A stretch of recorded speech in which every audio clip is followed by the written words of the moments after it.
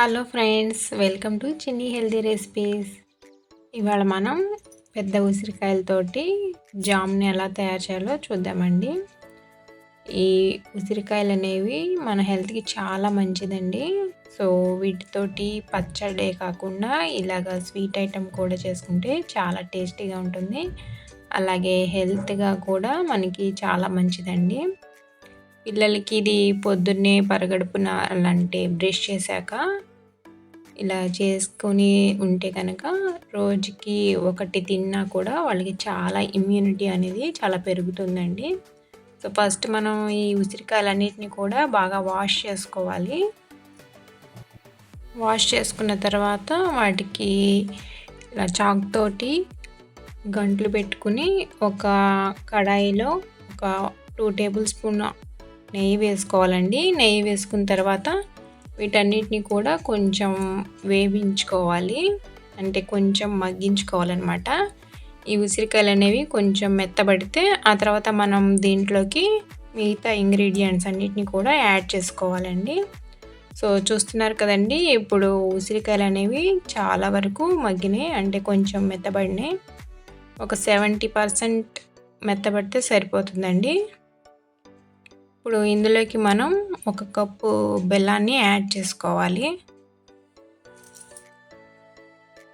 ఇప్పుడు ఈ బెల్లం కరగటానికి మనం ఒక 1/2 కప్పు వాటర్ని యాడ్ చేసుకోవాలండి. అంటే ఈ బెల్లం అంతా కూడా ఆ ఉసిరికాయలకి బాగా పట్టాలి. ఇలా బాగా పట్టిన తర్వాత మనం దీంట్లోకి ఇంకొంచెం హెల్త్ కోసం నేను ఇందులో ఒక సీక్రెట్ ఐటెంని యాడ్ చేస్తున్నాను. సో మీరందరూ కూడా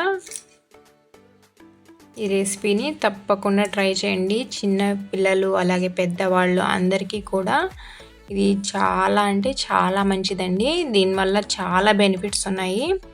సో మనకి ఇప్పుడు సీజనల్గా ఇవి దొరుకుతున్నాయి కాబట్టి మనం వీటితోటి పచ్చళ్ళే కాకుండా ఇలాగా జామ్ని తయారు చేసుకోవచ్చు. సో ఇప్పుడు నేను ఒక పావు చెంచా సాల్ట్ని యాడ్ చేసుకున్నాను, అలాగే సొంటి పొడిని కూడా యాడ్ చేసుకున్నానండి.